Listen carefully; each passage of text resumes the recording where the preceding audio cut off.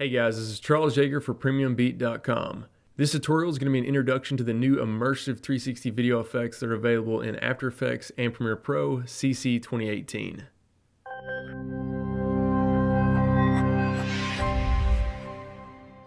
Now I'm going to be working in After Effects for this tutorial, but nearly all of the 360 effects I'm going to be showing today are available in both After Effects and Premiere Pro. We're going to do a quick run through of each of the immersive video effects, so hopefully at the end of this tutorial you'll have a clear understanding of each of them and when it's best to use them with your 360 footage. If you're aware of the Skybox 360 toolset, Adobe acquired those tools from the company Metal earlier this year, and those tools were integrated into the immersive video effects now available from Adobe. Before we get started, I do want to mention that I've included a few sample 360 footage shots in the project file that you can download and follow along with this tutorial. The sample shots are in 4K and were shot with the GoPro Omni 360 camera. Alright, let's jump inside of After Effects. Alright, inside of After Effects, I'm going to go ahead and select my footage that I've already imported. I'm just going to drag it down here and create a new composition just by adding it to the little film icon there. And now we can see we've got some 4K 360 footage, and this is what's called an equirectangular format that this footage is in right now. It kind of looks like a world map that's been unfolded, and you can see, if I zoom in here, it looks pretty normal here on the horizon. But then as we go to the top and bottom pole areas, you can see you get kind of some visual distortion where everything's kind of getting pulled around there. Again, this would wrap around in a complete sphere, which hence 360. But this is the format your 360 footage will need to be in if you're going to import it into After Effects or Premiere Pro and use any of the immersive video tools. Luckily for us, if your footage isn't in this format, there's a few ways we can convert that, and we'll cover that a little bit later in this tutorial. First, let's go ahead and look at all the immersive video effects that are now available in After Effects and Premiere Pro. And I'm going to come over here to the Effects and Presets panel. If you don't see that in After Effects, just go to Window and then click on the Effects and Presets panel. And a quick way to see all the effects is just to type in VR. And once we do that, we can see the immersive video effects here that are listed, and all the effects have VR in the name, so it's very easy to identify them, and you can get a full list of them just by typing in VR. Now these effects do a range of different things. Some of them are good for post and stylization effects, where others are kind of more utility type effects. And I'm going to go ahead and run through these in kind of an order that I think is going to be probably fitting for the ones you're going to want to know first and get comfortable with. So let's start with the rotate sphere effect. You're going to see VR rotate sphere. I'm going to select that and apply that onto my 360 footage. And this is really useful if you need to realign and adjust the horizon of your 360 video. So we can see this footage is fairly level, but a lot of times when you film something in 360 and you import it in, or after you stitch it, it's going to come in and it's going to kind of look off kilt, kind of like this. Kind of have this wave look to it, and you can use the rotate sphere effect to essentially rotate your 360 footage, which is a sphere. And so you can see you can realign and level things out. So I'll just go ahead and set that back to 0. And then we have this pan option here, which is really important. So what's ever in the direct center of my 360 video, you can think of that as your front view. So this is the front. Obviously we have top, bottom, right, left, but over here on this line, this is going to be the back. You can see this is actually joined together on this side and this side. There's that rock. And that's the same rock over here. And so you can actually see if I go ahead and pan this, we can rotate and you see it is seamless. And that's kind of one of the pluses with all the VR effects in the immersive video here. That's really what makes them different from the native effects in After Effects. A lot of the other native effects, they're not 360 aware. They don't know that this side is going to be joining with this side. And so that's kind of the benefit of the new VR effects. So again, with the rotate sphere effect, if I wanted to have this rock be the very first thing we see when we go into our 360 video, then I would realign that using the VR rotate sphere effect. And again, you can just make little fine adjustments using this. Another option you'll see up here, and a lot of the VR effects have this, that's the frame layout. So right now, this is monoscopic 360 footage. We just have one view. Now sometimes you could be working with stereoscopic 360, probably more advanced users are going to be using that. And that's where you're going to have two different views, one for the right eye, one for the left eye. And it'll be in an over-under format where you'll see one copy on top and one on the bottom. And it's usually a 1-to-1 format. But if your footage is like that, you just come here to frame layout and change this to be stereoscopic. And that will work properly with your stereoscopic footage. Again, most of us are going to be using monoscopic, which we see here, so you can just leave that on the default value. All right, now that we've learned how to kind of rotate and adjust our footage with the rotate sphere effect, I'm going to go ahead and delete that effect. Now let's go ahead and look at another effect that's really important, probably going to be a key to your 360 workflow, and that is the VR plane to sphere effect. And if we think about the name of this, what it really does, so we're going to take something that's flat, and we're going to apply this effect to it, and it's going to project it back so that it looks correct on a 360 video. So I'm going to add in some sample text here. I'm going to select the text tool, and I'm just going to type in 360 video. And I'm just going to line this up to the center. It doesn't have to be perfect. I'm going to turn on the title action safe just so I can see this a little bit easier. but it's definitely good to start it in a center point if you're just going to apply this to text. But you can apply the plane to sphere effect to images, logos, other video that might be 16:9 traditional video format. If you want to have anything like that on your 360 video, you're going to need to apply this VR plane to sphere effect. I'm going to go ahead and cut to a shot now showing what this text would look like if we didn't apply that effect. And you're going to see the text is kind of bent, a little bit weird, and it doesn't look quite right. And the reason for that is, if we come back in here and look at this, so everything on our 360 video right now is distorted because it's been flattened out from a sphere. Well, our text looks normal. So again, when that gets wrapped around into a spherical shape, it doesn't look quite right. So we need to project this text in a way that looks correct for 360, and we're going to do that with the VR plane to sphere effect. So I'm going to select that effect and apply that to my text. And immediately you're going to see this text looks really weird, but if we actually preview this back now on our 360 video, you're going to see it's actually being projected correctly. And now that text looks flat and correct in our 360 video. One of the first things you'll notice is the text obviously got a lot bigger. So let's come over here and look at the options and see what we can adjust. Again, we have the frame layout options here at the top between monoscopic and stereoscopic. So I'm just going to leave that on the default. Now we have scale here, and the scale degrees is referring to the field of view degrees. So right now it's at 60. So this text is actually taking up 60 degrees of our entire field of view, which is a pretty big area. You can see this text is actually huge on this 360 video. So we can go ahead and adjust this now. If I pull this down, you can see the text is getting smaller, and that's signifying that it's taking up less of our field of view. So we're down to 15 degrees here. So it's only taking up about 15 degrees of our total field of view. And I can push this all the way up to 180, and it'll probably disappear right at 180 because, again, that's basically touching the camera. You can see it's now completely white. And it's filling up 50% of our view, which is 180 degrees, which is half of 360. So I'm going to go ahead and pull this back down to something more reasonable. And let's look at a few other options we have. We have the stereo disparity. Again, this only applies if you're using stereoscopic footage, but you would increase this to add a little bit of like a 3D depth onto that text. It'll still look like a flat layer, but it'll just give it a little more 3D depth and kind of trick the eyes there. However, we're going to move on to the feather option here. By default, it's on 10%. So if we look at this, you can see a little bit of feathering going on near the edges of the text. I'm going to go ahead and bring this down to 0, just so we don't have that, but you can increase this and add more feathering or decrease it, whatever you wanted to set that on. Now we have the rotate source. And this is going to rotate our text kind of like a faux 3D kind of thing here. You can see as I go ahead and tilt this. If we wanted to just tilt the source, as in our text or our images, whatever we're working with, you can see. And of course, you could keyframe that and do all types of animation properties on that as well. Now let's go look at the rotate projection. So in a lot of cases, you may not want the text to appear right in this area, and we can adjust that with the rotate projection. You're going to see these rotation tools are very similar to the rotate sphere effect, and essentially we're doing the same thing. We're just rotating this text around our 360 video, so I can move it on the pan axis here to another area. And you're going to see when I move it on the edge, again, it's seamlessly aware, so it knows where the back of the 360 video is, so that's why it's wrapping all the way around. I can set this back to 0. If I wanted to move this onto the bottom, I could adjust the tilt. You can see how it's really getting warped, but again, this will look correct on our 360 video in a headset. And that's the basics of the VR plane to sphere effect. I think this effect and the rotate sphere effect are going to be the two you're going to use the most. They're kind of the essential utility tools, so it's definitely good to have an understanding of those. I'm going to go ahead and delete the VR plane to sphere effect now, and I'm going to go ahead and delete that text that we added in there. Now let's take a look at another VR utility type effect, and that is going to be VR converter. So I'm going to select that and just apply that to my 360 footage. Now what this is pretty much what its name implies. It helps you convert your 360 footage into other formats if you need to, like if you're going to export it and upload it to Facebook or something like that. Sometimes different 360 video hosts require different 360 formats. And I'll kind of explain what I mean by that. So we have an input option here, and again, our footage is 2:1 equirectangular. So I'm going to change this input to be equirectangular 2:1. And let's say I wanted to output this as a cube map, where it's more like a cube that's been unfolded, kind of like a texture map if you've ever seen one of those, like with 3D modeling or something like that. So I'm going to select the output here, and I'm going to change this to be a cube map. And when I do that, you're going to see it's going to convert our equirectangular footage, and it's going to seamlessly convert it now to be a cube map. You can see this looks like the 6 faces of a cube. We have the front, right, left, top, bottom, and the back. And one good thing about this is it really flattens out the video. So if you wanted to come in here and maybe like Photoshop out this tripod down here at the bottom, you could easily do that now because the video is flat. It's in a format that we can work and use. And what you would do after you made that correction is you would pre-compose this footage and just apply the VR converter effect again, and then you could convert this back from a cube map back into an equirectangular format.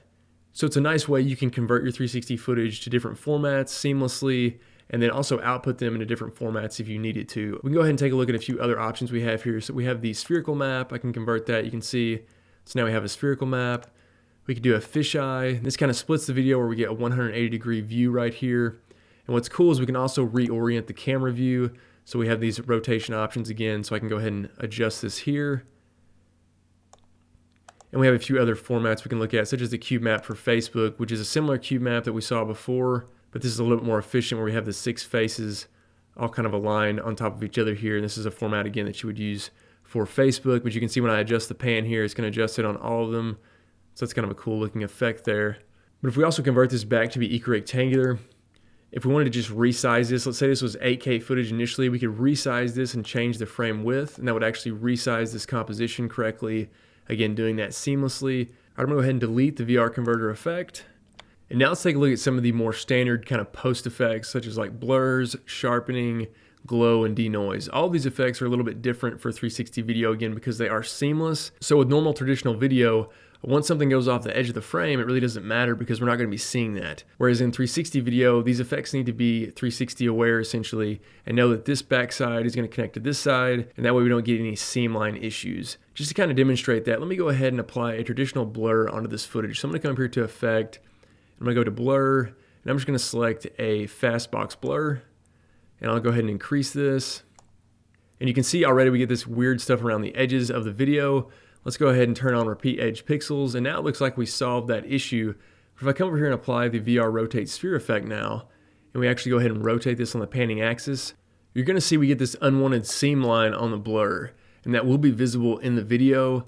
And you also get some weird artifacting at the top and the bottom pole areas of the 360 video. And again, so that's kind of a consequence of using a traditional effect on 360 footage. So I'm going to go ahead and delete both of those effects now. And I'm going to come over here and I'm going to find the VR blur effect. So this is similar to the fast blur effect. I'm going to apply that to my 360 footage. And you're going to see we have a blurriness option here. And I'm going to go ahead and increase that. And you can see we're not getting anything happening at the seams here. This looks correct. But I'll go ahead and apply the VR rotate sphere effect again on this. If I pan this on the panning axis, you're going to see we don't get any unwanted seam lines. And again, this doesn't show up when you're looking at this in a 360 video, in a headset, and we don't have any unwanted artifacting at the top and bottom of the video either. And so really that's kind of the core benefit of these VR post effects. So I'm going to go ahead and delete the VR blur and rotate sphere effect. And again, some of the other effects that we have over here, we have the VR glow. So I'm just going to apply that to my footage, and you can see we have a host of different glow options we can adjust, such as the radius. And we can even tint the color of the glow. I can select use tint color, and I can come in here and actually make some adjustments on the glow.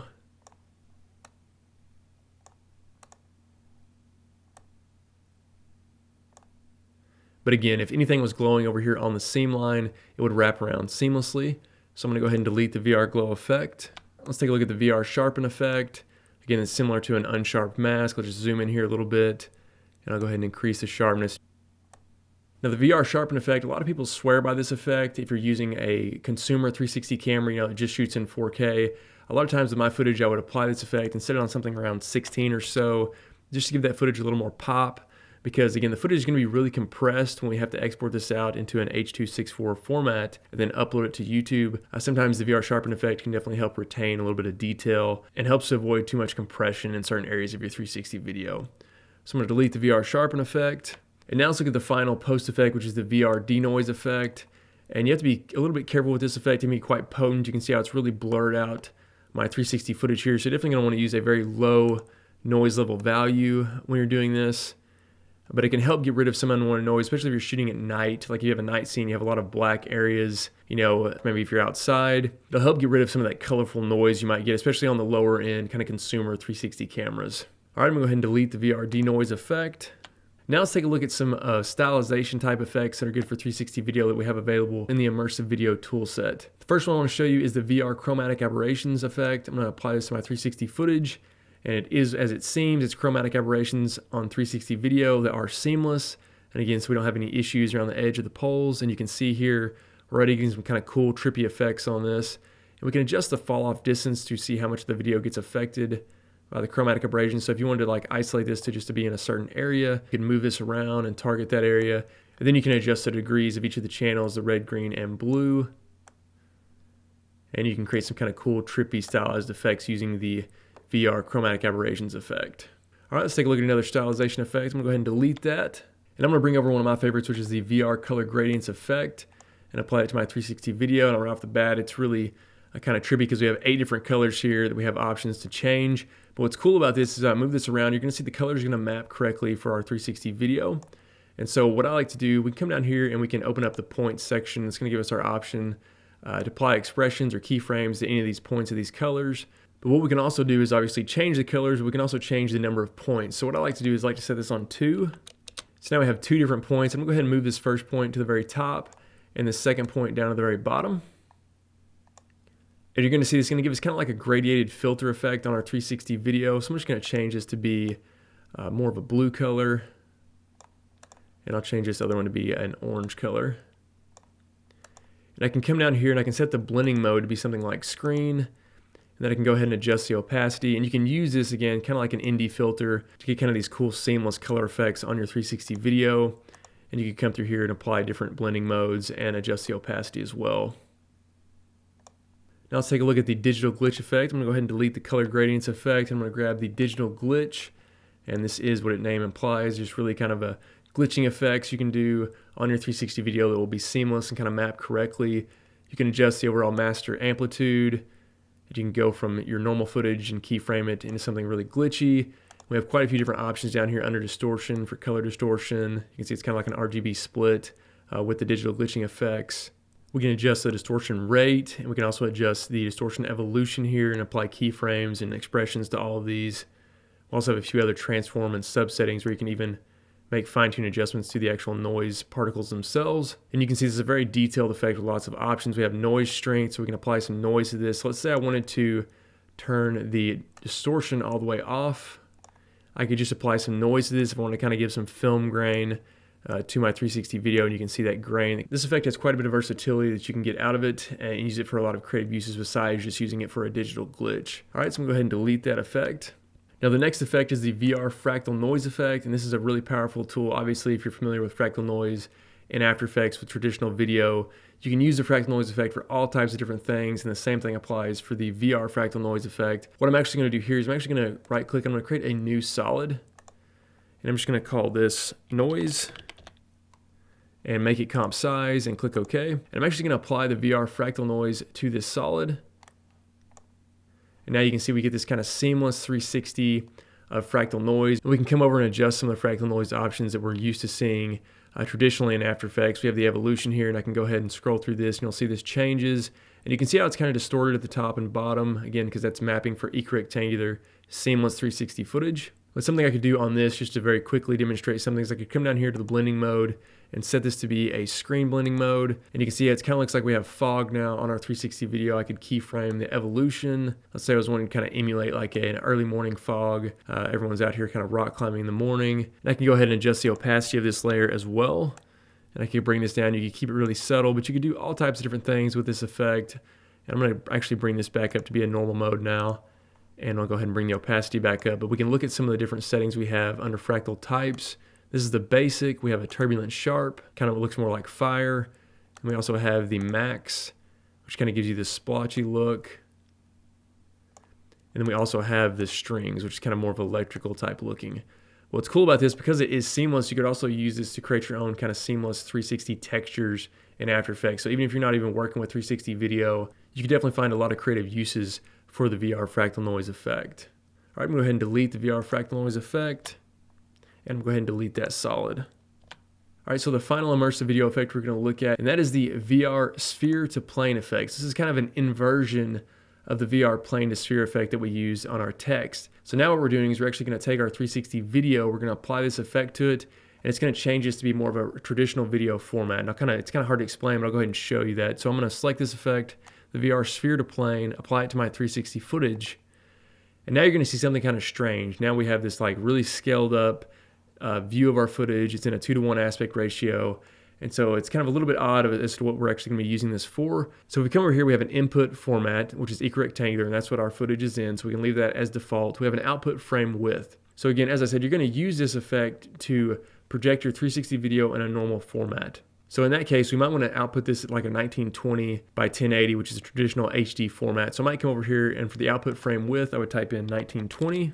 And you're going to see it's going to go ahead and resize our composition here to be a 1920. And for output frame ratio, we could change this to be a 16 by 9. So it'll be like full HD.